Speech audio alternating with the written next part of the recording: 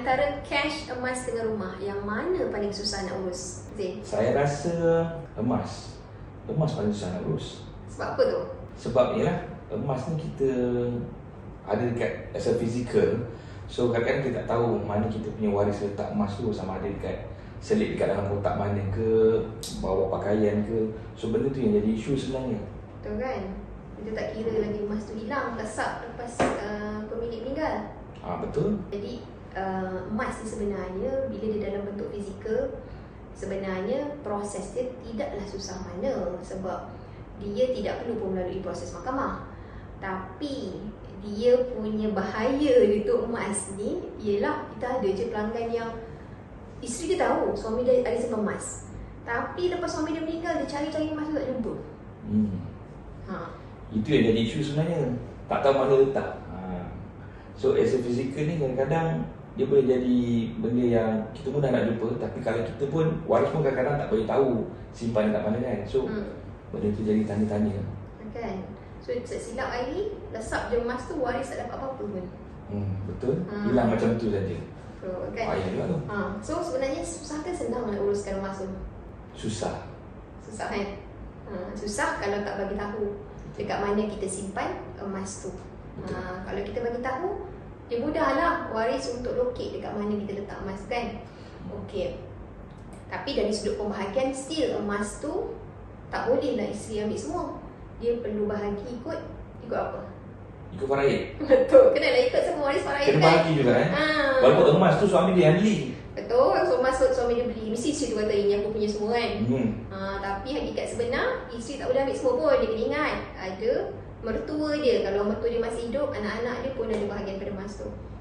Itu yang kena tahu sebenarnya. Kan, okay. So next, Zain rasalah yang tinggal sekarang rumah dengan cash. So yang mana susah nak urus, rumah ke cash? Saya rasa cash pun susah nak urus juga. Sebab apa tu? Sebab biasanya kalau cash ni kita tahu kan, tak sempat nak urus. Kadang bagi waris yang tahu PIN number ke apa, dia just cucuk dan bawa keluar duit tu sebelum daripada pengurusan harta ni selesai. Pernah ada buat kes-kes macam tu. Saya tak pernah buat, tapi ada kes yang saya dengar macam tu. Kan? Betul, ramai sebenarnya orang kita kan, dia berlaku je kematian pada orang terdekat, dia dah tahu nombor PIN. Memang dia pergi cucuk lah dan keluarkan. Tapi sebenarnya ikut undang-undang tak boleh macam tu. Undang-undang dia ada dia punya prosedur dia sebenarnya. Tapi at least sebenarnya kita kena bagi tahu kepada pasangan kita, kita ada duit dekat akaun bank mana. Sebab kalau kita nak tunggu prosedur sebenar mahkamah, memang ambil masa nak membenarkan isteri ataupun waris tu keluarkan duit tu. Sebab proses tu akan makan masa bertahun. Proses yang sebenar lah ikut undang-undang. Tapi kalau tahu nombor PIN, boleh tak pergi cucuk? Boleh cucuk tapi bersalah kot. Kalau kita tahu kan, dekat ATM machine tu dia ada kamera. ATM machine dia ada kamera. Dulu saya kerja bank lah. So bila kita nak keluarkan duit kat ATM machine tu, sebenarnya pihak bank dia tahu siapa yang keluarkan duit tu. Dan kalau yang kita keluarkan tu adalah duit semati dan ada waris yang report yang tak setuju, agak-agak boleh jadi kes mahkamah tak? Kalau macam tu, kalau kita tak tahulah kan, ramai orang tak tahu kat luar sana yang kata duit tu ni duit bapak dia, duit suami dia, dia just cucuk dia duit tu dan dia guna. So bila dia guna duit tu, macam mana? Nak kena ganti ke? Atau macam mana? Dia nak guna tu boleh lah. Contohlah kes yang saya jumpa kadang-kadang isteri kita banyak isteri bukan cerita bias lah tapi kita cerita ni especially kalau isteri yang tidak bekerja, yang memang mengharapkan daripada suami. Jadi bila suami tu meninggal, isteri tu dalam keadaan kesusahan lah, nak pakai duit, nak membesarkan anak. Jadi dia sebenarnya boleh keluarkan dulu kalau memang suami dia beritahu dekat dia, yang nanti kalau abang mati nombor PIN abang ni, yang cucuk je, dia boleh keluarkan. Cuma dia kena faham lah yang dia keluarkan tu berapa, dan sebenarnya kalau ikut pembahagian faraid, berapa je sebenarnya bahagian dia.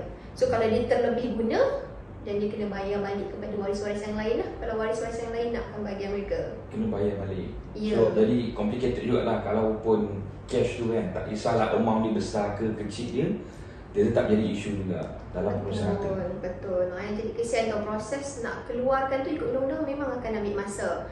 Tapi dia orang perlu survive, anak-anak perlu terus membesar, perlu ada pendidikan. Jadi kalau memang tak buat apa-apa persediaan, at least bagi tahulah ada duit dekat bank mana, dan siapa yang berhak terhadap duit-duit tu.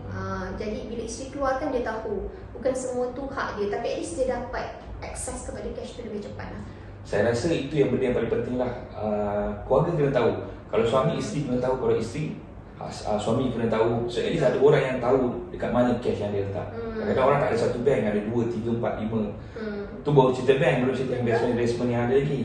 So kena ambil cadang kat situ lah. Betul. So jangan lupa bagi tahu isteri balik rumah. Betul. Kat mana kita letak kita punya maklumat peribadi lah, untuk dia boleh akses kepada account bank tu. Okay, so yang ketiga yang tinggal adalah rumah. Okay, so rumah macam mana? Rumah ni saya rasa agak sukar. Sebab rumah tahulah, dalam satu rumah tu kita nak jual sekalipun, dia ambil masa. Satu, kadang-kadang rumah ni pun bukan satu nama, setahu saya lah. Betul. Kadang ada 2 nama, ada yang beli rumah untuk parents. So gabungan daripada adik-beradik juga. So bila seorang dah tak ada tu, saya rasa bukannya mudah nak urus tu. Betul kan? Rumah ni, kalau cerita pasal rumah ni, saya ingat satu kes ni. Rumah tu 2 nama. Rumah tu 2 nama. So separuh nama dia, separuh lagi nama suami dia. So bila berlaku kematian, suami lagi meninggal Jangan terasa pula orang lelaki je meninggal, yang perempuan meninggal juga lah.